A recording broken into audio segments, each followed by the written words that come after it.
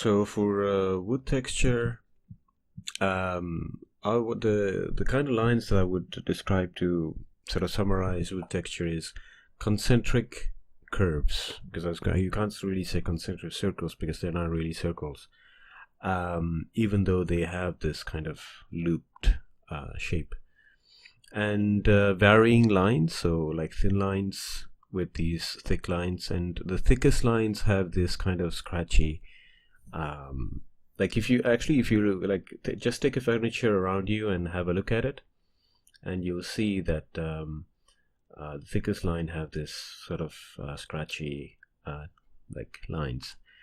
So by the way, like, yeah, so welcome, my name is Boris. Welcome to Sketch Mantras. This is just a video for preparation for still life, how to draw still life, and I wanted to cover this before we get to that, so that will be the next week's video. And again, I apologize again for being late for this week. I usually upload videos on Tuesdays. I used to upload them on Monday, but yeah, I've been doing some stuff, so it's pretty exciting, but more on that later on another video. So like, you have to imagine that the lines do have to be sort of random in a way, and they have this kind of like wave feeling. Like, for example, those concentric circles, like sometimes they're too big, so you don't see the whole shape within the picture. And that kind of gives it that wood texture kind of feeling. And by the way, this is sped up by 200%, so which means twice. For clothing, you have to be aware of the sharp edge and the soft edges, the hard edge and the soft edges when it comes to the shadows. Just pay attention to the darkest areas and then work out from there. And I do understand that I'm doing this digitally, so it's completely different from when you do it. So here I just marked in red like the shapes that I see prominently, but you can always try. So when it comes to pencils, just start with HB, which is what you can find in any shop, stationery shop. And when you feel like you don't get enough value, then you can go to other types of pencils, but just start with what you have first. And then when you see the limitation of that tool, that means that you've understood the current tool you're using, and then you can go to the next one. So what I'm saying is that save your money. So what I'm saying. Here I just quickly, as you can see, just quickly colored those areas in different shapes, and then I'm using the digital smudge tool, blend tool, to do that, this kind of softening. Again, playing with the hard edge and soft edge is that on one side I leave it really hard, where you can clearly see the separation, the terminator between the light and dark.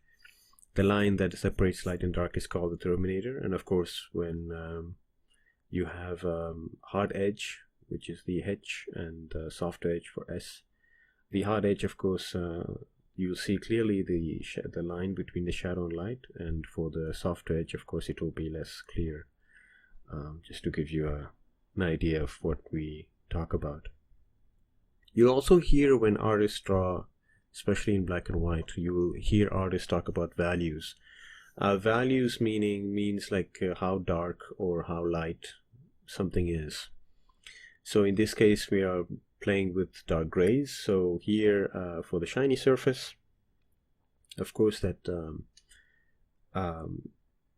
the picture is not completely white.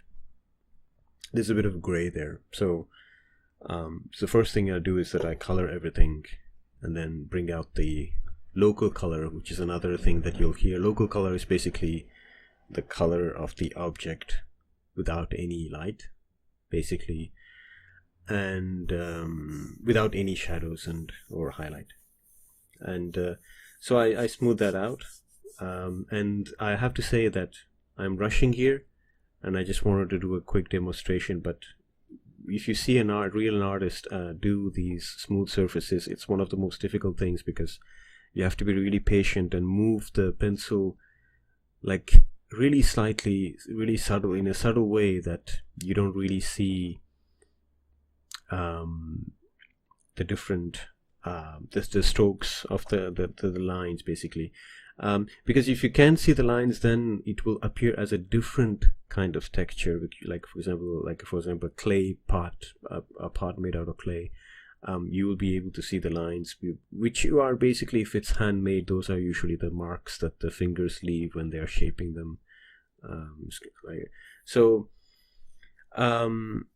and again, there's also, like, if you have to remember the process when it comes to creating texture, is to pay attention to the outline, and then the kind of the kind of marks that you need to do. So for example, for the wood texture, it was scratchy lines, variation of thickness. For the clothing, it was playing with the soft and hard edge. And with the smooth surface is to basically make sure that you don't see the lines, and make sure you put the highlight there, like with an eraser. And that's what I wanted to show you. And until next time, this is Boris for Sketchman Draws, signing off.